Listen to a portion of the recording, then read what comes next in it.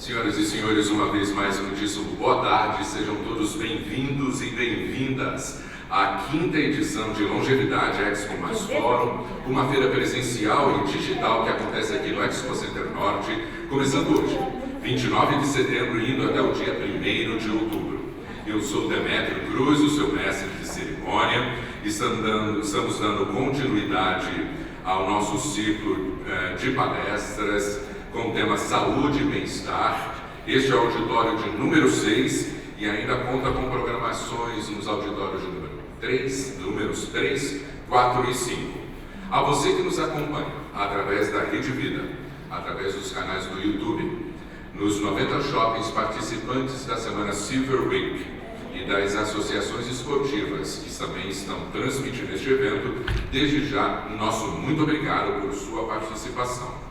Neste momento, dando continuidade, o próximo painel tem o seguinte título: Como envelheceram os outros países e o Brasil? O tema, e quem vai nos contar como isso aconteceu e acontece, é a doutora Bernadette Weber, a quem convidamos para o palco neste momento.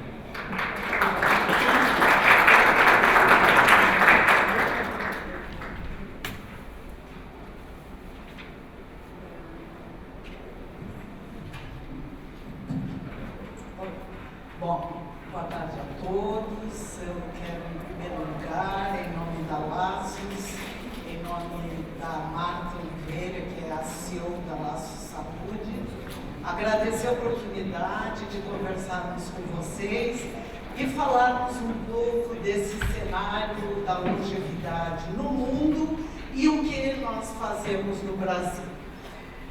Nessa linha de falarmos de longevidade, que é o tema de todos esses 3 dias, tanto de fóruns quanto de feira, nós trouxemos um overview muito rápido sobre os principais continentes, ou a grande maioria deles estão aqui. Se nós falarmos do Ocidente e mais especificamente da Europa, nós estamos falando que o envelhecimento nestes países ele está sendo tratado ao longo de muitos anos. Nós falamos de algo em torno de políticas voltadas para o envelhecimento em torno de 40 anos. Na Europa, especialmente, as baixas taxas de natalidade, onde as famílias desceram de 10 filhos por família no penúltimo século, no último século para 6 e no século atual entre 1 a 1,5, 1,5 filhos por família.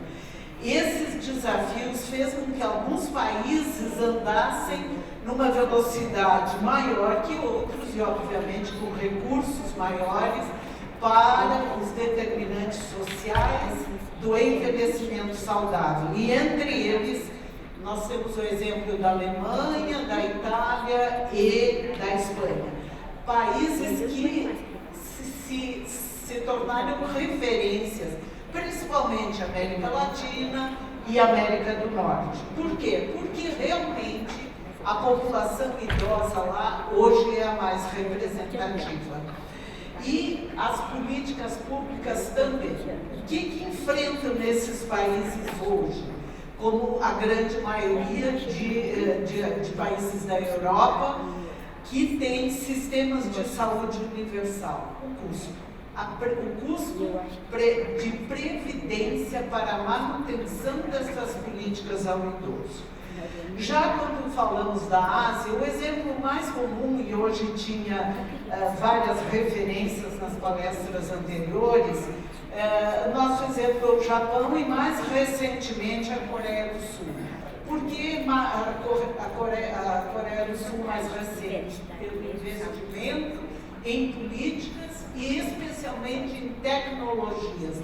Ela tem um envelhecimento acelerado igual aos demais, também pela baixa natalidade, pela manutenção de qualidade de vida e a aplicação especialmente de tecnologias.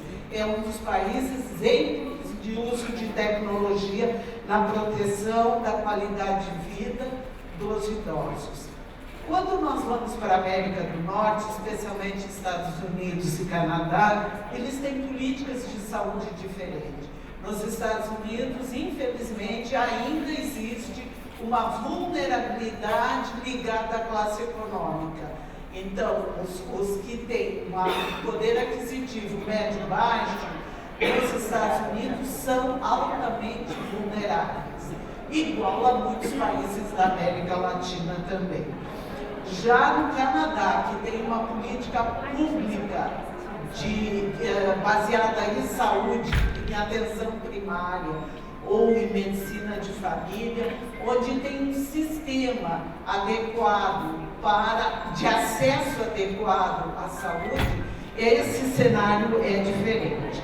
Já se nós formos para o Oriente Médio, os países árabes, os Emirados Árabes têm uma história um pouco diferente, porque pelo avanço da economia desses países, pós-crise do petróleo, eles estão acolhendo muito imigrante. E quem imigra para trabalhar nesses países, pela sua riqueza especialmente, não sai de lá. Então, não dá para dizer que eles têm os seus povos originais com crise de envelhecimento. Isso ainda não.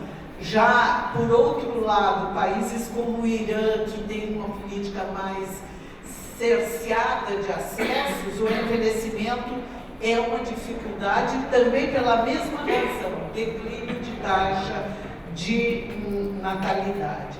A Oceania tem o exemplo da Austrália e da Nova Zelândia, que são dois países que se assemelham muito e copiaram, porque hoje eles também são referência em políticas públicas de acesso ao cuidado e de um zelo pelo idoso.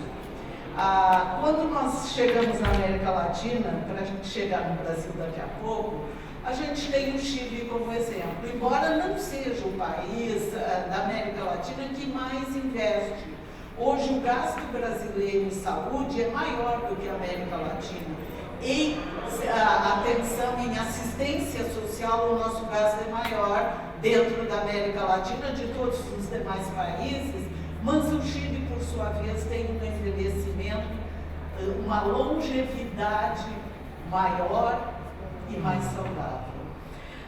Quando nós estivermos falando ainda de país europeu, que nós não falamos antes, nós trouxemos um overview aqui da Europa, especificamente da Holanda. Por quê? Porque foi na Holanda que a Laço Saúde, a empresa que eu participo e que nós temos aqui, somos um grupo de sócios liderados pela Marta Oliveira, que através da sua linha como médica e como estudiosa e como uma pessoa que sempre teve a grande preocupação com políticas públicas de saúde, ela, num determinado tempo da sua carreira como executiva, primeiro da ANS, depois da ANAP, da Associação Brasileira de Hospitais Privados, ela foi buscar iniciativas para atenção à longevidade, para o envelhecimento. E foi na Holanda que ela entendeu ser um país exemplar. Estudou especificamente a Holanda, nós já estivemos lá. E a Holanda, o que ela fez? Lá, em 2006, a Holanda trouxe a intersetorialidade pública para um grande debate que gerou uma alteração constitucional na Holanda em prol do envelhecimento e do cuidado do idoso. Por quê? Porque o país estava falindo no sistema de saúde por conta do quê? Não tinha mais capacidade de acolher em casas de longa permanência os idosos. Numa grande discussão política, como já trouxe aqui alguns exemplos, primeiro se discutiu quais eram os valores que essa sociedade deveria tratar. E aí entrou a solidariedade, qualidade, acessibilidade e viabilidade. Como se faz isso num sistema único? Óbvio que nós estamos falando da Holanda, um país pequeno, que diríamos cabe dentro de São Paulo, toda a Holanda, né? E aí eles criaram, então, através dessa intersetorialidade, que se tornou um único ministério. Então, hoje o governo tem um Ministério de Saúde, Bem-Estar e Esportes. Eles já nem falam mais de assistência social. Isso não existe mais, essa necessidade lá. Opa, deixa eu voltar aqui, que tem mais uma... Então, quem desenvolveram nessa grande discussão que gerou essa política em 2006? Ele gerou essas 3 grandes leis importantes até hoje, que envolvia a questão de seguros, o cuidado permanente e um suporte social para a população. Isso envolveu os cidadãos, envolveu as pessoas, os holandeses como um todo, envolveu as comunidades, porque o Zorg aqui significa a comunidade. Então, olhando para o olhar da comunidade, significa que todas as políticas, através de planos municipais e governamentais como um todo, elas e prestadores de serviço estavam centrados na comunidade e no cuidado em casa. Porque não tinha mais lugar para botar aqui. E o idoso, à medida que ele envelhece, depois de um determinado nível de envelhecimento, ele não tem mais condições de morar sozinho. Embora eu pessoalmente conheci idosos com Alzheimer morando sozinhos na sua casa. De que forma? Através do cuidado que o governo oferta, só como uma diferença. Lá, os serviços não são do próprio governo, são prestadores. Numa mesa que antecedeu aqui, a participou, viu, nós tínhamos aqui uma discussão de prestadores.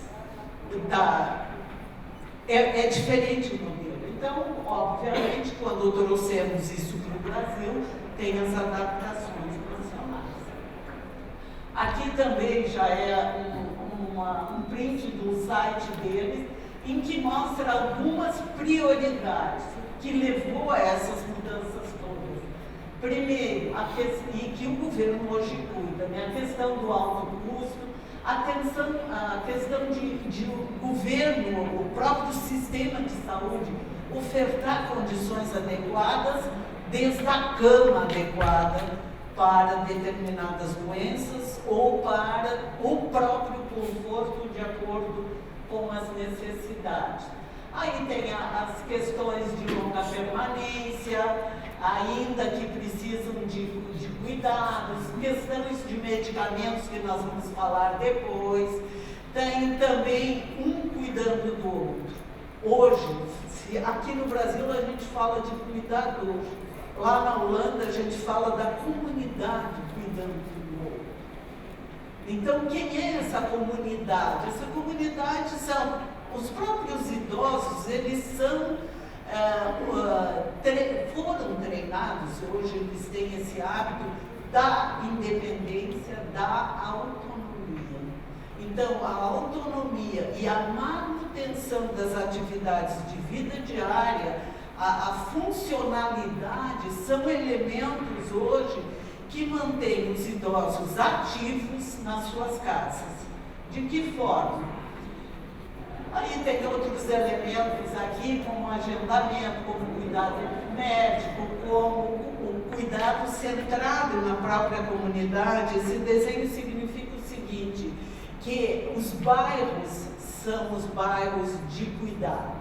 Eles têm, então, tem o médico do bairro, tem os enfermeiros do bairro, e eles fazem parte desta comunidade. Mostrando aqui por que o envolvimento do enfermeiro e do bairro.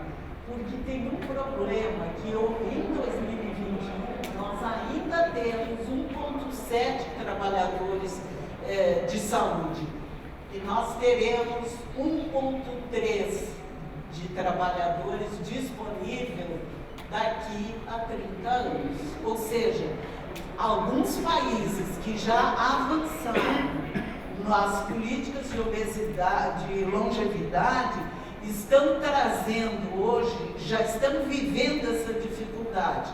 Leia-se a própria Inglaterra, né, que está importando hoje, se uma enfermeira que trabalha no Brasil por um piso, que hoje é 5 mil e alguma coisa, se ela for para a Inglaterra, ela vai ganhar isso em pounds.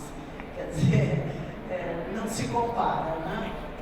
Então, daí alguns países do Ocidente também, Portugal é um outro país que está sofrendo muito, e quando os brasileiros mais alunados vão a Portugal e que são profissionais de saúde, eles se empregam para trabalhar 3 horas, 4 horas, os médicos têm feito muito isso, por valores muito significativos que ele permite que com algum recurso a mais consigam morar muito bem e viver muito bem em países europeus, além, obviamente, da própria organização pessoal. Eu trouxe isso aqui, a Marta, quando ela usa, ela não se apropria da autoria, mas quando ela conheceu os sistemas de saúde do mundo como executiva da ANAP, ela foi uma das que trabalhou na organização do Livro Branco. O Livro Branco significa um suporte às entidades públicas e sociais sobre o que se deveria realizar num sistema de saúde para que ele realmente olhasse o envelhecimento a curto, médio e longo prazo. Então, como ações micro, é olhar o cidadão como centro do sistema. Isso está disponível para os políticos todos. Foi disponibilizado e está sendo ainda. Uma rede de atenção local, para que possa permitir o engajamento do cidadão. Desenhos de jornada de participantes, então qual é a jornada do idoso, redes regionais, liderança e engajamento de grupos regionais. A médio prazo, a inovação tecnológica. Nós vamos ter que trabalhar para a alfabetização digital do nosso adulto maduro e dos nossos idosos. Nós temos muito idoso que consegue chegar ao WhatsApp, mais do que isso, dificilmente acompanha. E isso é uma das, eu diria, um dos determinantes sociais, é o mesmo que nós pensarmos em 20 anos atrás do grau de analfabetismo de ler e escrever. Então, o analfabetismo digital, daqui a 10 anos, não vai ser daqui a 50, vai trazer as mesmas consequências aos nossos idosos que trouxe o analfabetismo alfabético. Agora, quando nós estamos falando de macro e de articulações mais a longo prazo, articulações políticas, novas práticas e leis. Rede Nacional de Educação. E eu acho que no painel anterior, o primeiro painel dessa tarde, falou muito da importância de que a educação anti-idadismo começa com as crianças, né? Como tratam os seus avós, como tratam os idosos e como tratam os próprios adultos. Eu já esses dias observando uma mãe com uma criança que levou para o local de trabalho onde eu estava o bebê, uma menininha de 1 ano e meio, fez 1 ano e meio. E essa menininha, aí ela disse: minha filha, agora vamos lá para a escolinha, dá tchau para as pessoas que estão aqui. Ela ela não deu um tchau assim, tchau, que ela fez cara feia. Ela olhou para cada aluno, abanou, deu tchau, sorriu. Essa criança está respeitando os outros, ela está aprendendo. E nós, às vezes, achamos, os adultos, eu não, porque eu já estou na fila dos idosos, mas quando eu chego numa fila que por direito, não só por acima de 60, mas já nos 70, então estou me achando com direito já daqueles que têm 75. Aí eu chego numa fila dessas, as pessoas fazem cara feia. Já ouvi reclamação. Se você não trabalha, deixa lugar para quem trabalha. Oi? E quando eu trabalhei? Quantos anos? Ninguém pergunta. Ou que ainda trabalha, né? A gestão, aqui também, gestão da informação, como eu falei, e a internalização de estratégias através de estudos de caso. Então, com essa política, aqui trazendo também uma outra questão importante, que é repensar políticas de inovação. Então, 5 anos saudáveis, mais para todos. Qual é a estratégia para que todos nós possamos, daqui a algum tempo, e esse tempo é de 5 anos também, através de uma vida saudável, de estilo de vida saudável, de cuidado onde more no seu bairro, através do autocuidado com as doenças, eu estou bem atrapalhada, né? Com as doenças crônicas, mas também através da prevenção de demências. Hoje já se fala em cura do Alzheimer, que é o maior terror nas questões de demência, negligenciando o quanto outras demências também são graves e importantes. Aqui também falando de repensar políticas e inovação, através principalmente do oportunizar atividade de vida aos idosos e oportunizar que eles tenham autonomia e poder de decisão enquanto tiverem lucidez. Tratar, e aí tem muitas falas nesses fóruns aqui, e eu ouvi uma um pouco antes de vir para cá, falando do idadismo. Tratar o idoso como incapaz, como incompetente, eu diria, deveria ser tratado até como uma ofensa. Né? Bom, quando a gente fala da Holanda, e voltando agora para a Holanda, o nosso modelo brasileiro, da Laço Saúde, se baseia no modelo holandês, e nós buscamos uma parceria com uma empresa da Holanda que que tem hoje, para vocês terem ideia do tamanho da Holanda, ela mantém hoje 18 mil enfermeiros, não são outros profissionais, que ela trabalha só como enfermeiro, prestando cuidado aos idosos nos domicílios. Eu não tenho ainda informação, mas a semana que vem a gente vai ter uma atualização de quanto por cento. Nós estivemos na Holanda há um ano e meio atrás, e nesta época a população que era atendida pelo sistema de saúde era mais de 80%. Por esta empresa, que é uma empresa de fins sociais prestadora de serviço ao governo da Holanda, mas que ela já conseguiu, porque a adesão ela é espontânea, como é o nosso modelo no Brasil, e o idoso precisa querer participar, porque o objetivo do sistema, tanto holandês quanto brasileiro, é de que o idoso tenha autonomia. Para ele ter a sua autonomia preservada ao longo da vida, ele precisa participar. E como ele deve e pode participar? Aqui mostra a expansão do modelo Buurtzorg e mostra onde já estamos no Brasil, enquanto não só representantes, mas enquanto empresa que reproduz o modelo.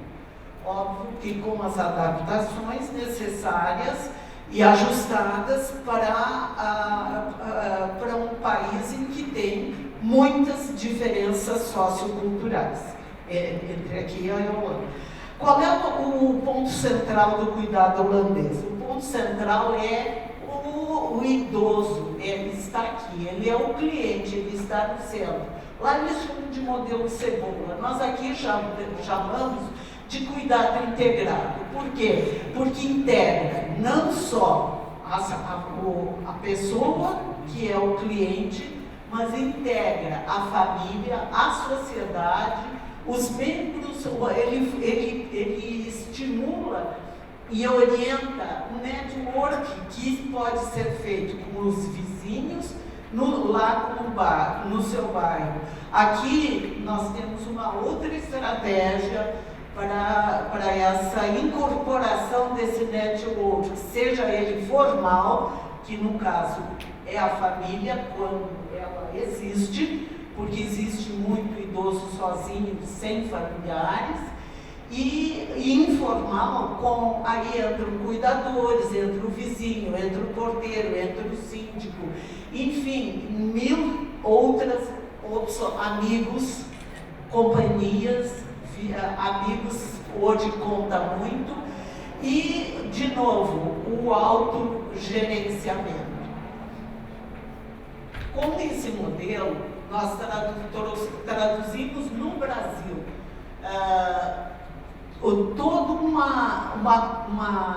desenvolvemos um desenho metodológico. Como é que funciona? Porque lá o governo determina o bairro, contrata os serviços, as enfermeiras visitam os idosos, após terem o contato com o serviço de saúde do bairro, e de lá a adesão é quase que natural. No Brasil nós não temos isso. Como nós trabalhamos para operadoras dentro do modelo de saúde suplementar, a gente parte nós somos, na verdade, prestadores de serviço para operadores. É isso que nós somos. Então, tem uma operadora XYZ que tem carteiras de idosos que oferecem a estes idosos a oportunidade de ser cuidado em casa. Basicamente isso, já estou me avisando que eu tenho que andar mais rápido. Então, assim, como é que funciona esse modelo? Tem uma avaliação inicial, tem um planejamento deste cuidado de acordo com as fragilidades que são avaliadas por metodologias. Primeiro, metodologia de nível de risco.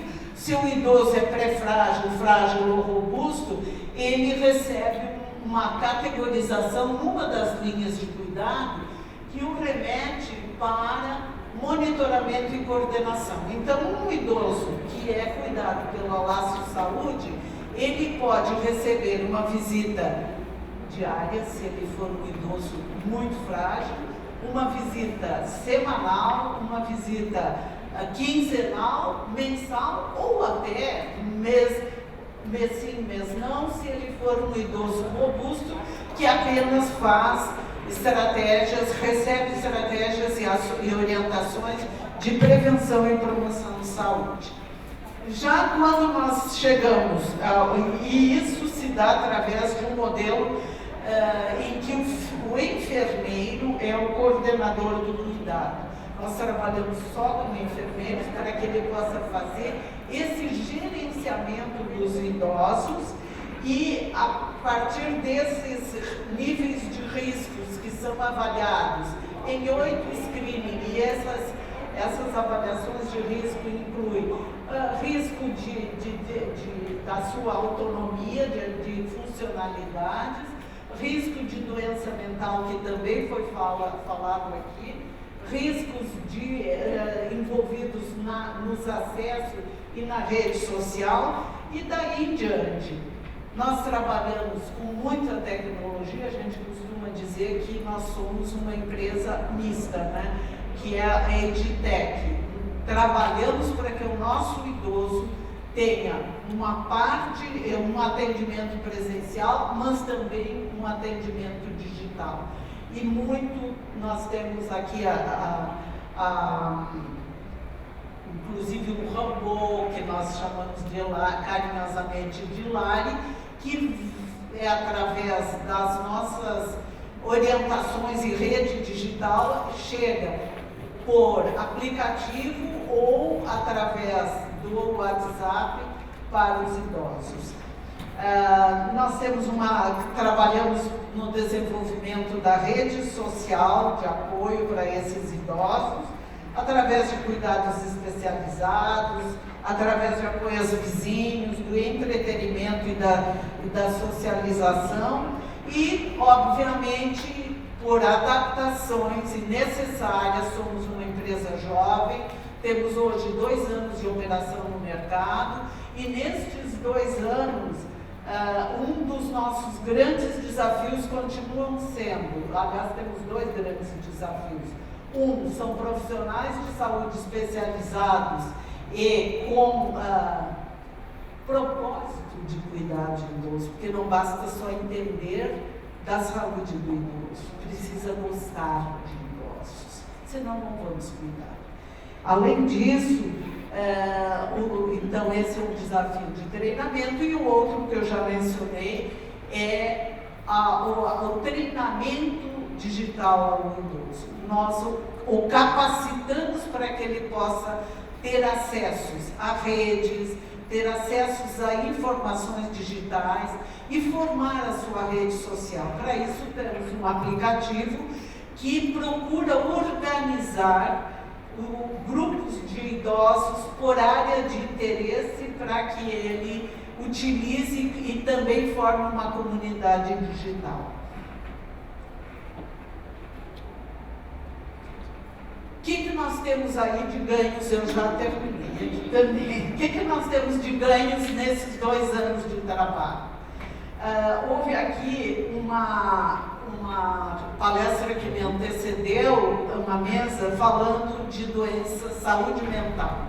E a saúde mental dos nossos idosos brasileiros é muito mais grave do que a média dos idosos no mundo.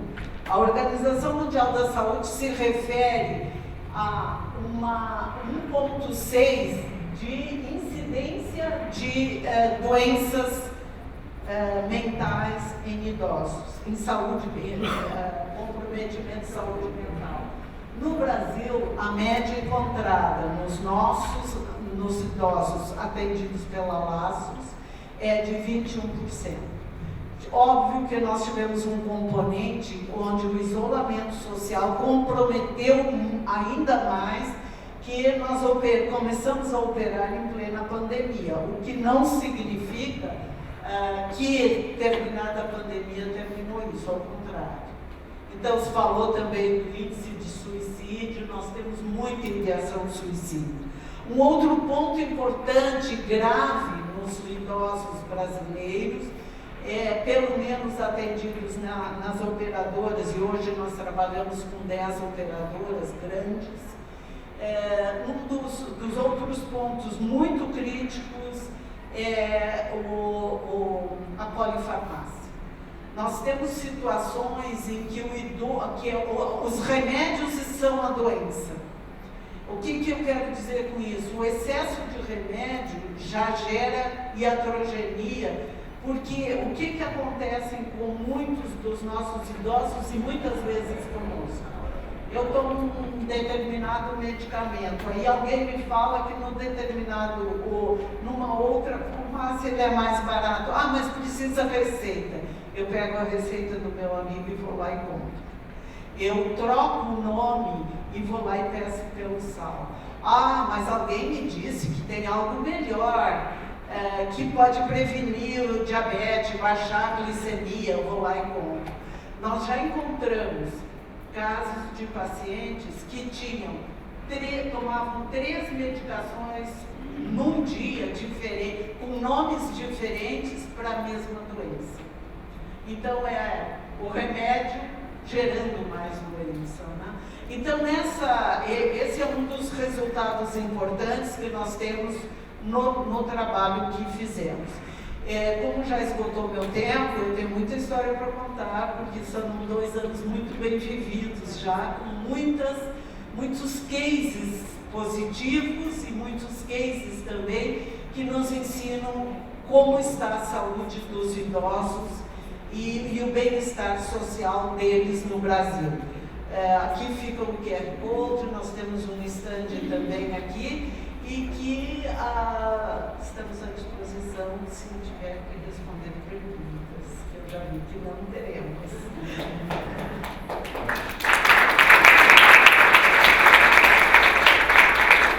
Nós vamos fazer o seguinte: uma pergunta, quem levanta a mão mais rápido? Ninguém? A minha mão está levantada. Tem a chance.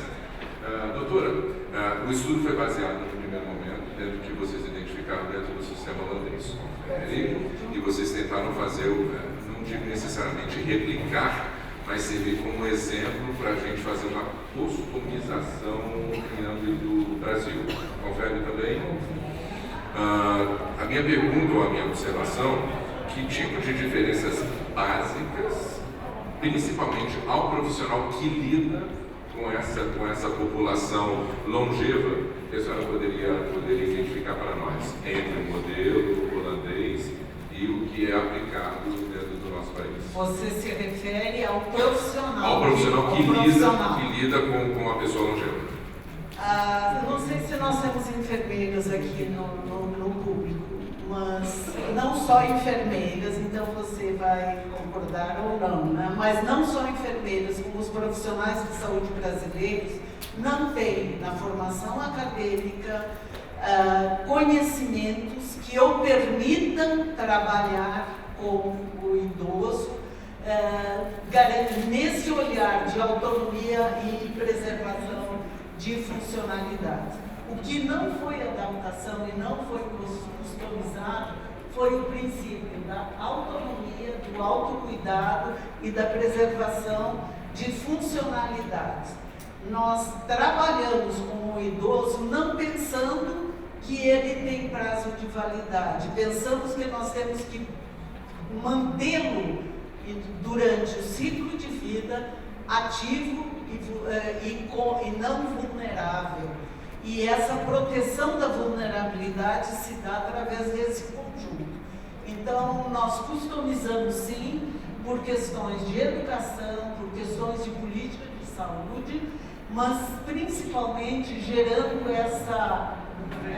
esse novo mindset, que não é fazer com que o idoso seja assistido, é ajudá-lo a se autocuidar.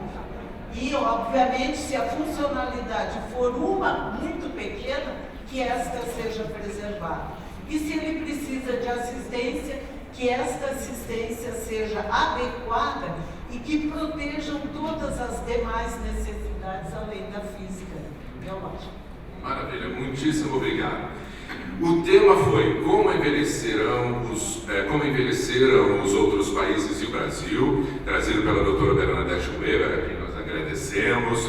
Ela é uma das colaboradoras do grupo Laço Saúde, que está como expositor neste evento no Rua Gedikoff, número 10. Ela traz ainda as marcas Laço Saúde, Laços Multi, Laços Data, Lacom Oncologia em Casa, Clube Digital /Matinê e Lari, a enfermeira digital que a senhora digitou. E se você precisar de mais informações, através do 0800 54 51 040 ou através do www.lacosgroup.com. Doutora Bernadette, uma vez mais, muitíssimo obrigado. A você que nos assistiu à distância digitalmente, também nosso muito obrigado. Não saia daí para o nosso próximo tema. Voltaremos, é só nessa movimentação de palco, para seguirmos com Longevidade Expo Fórum. Obrigado.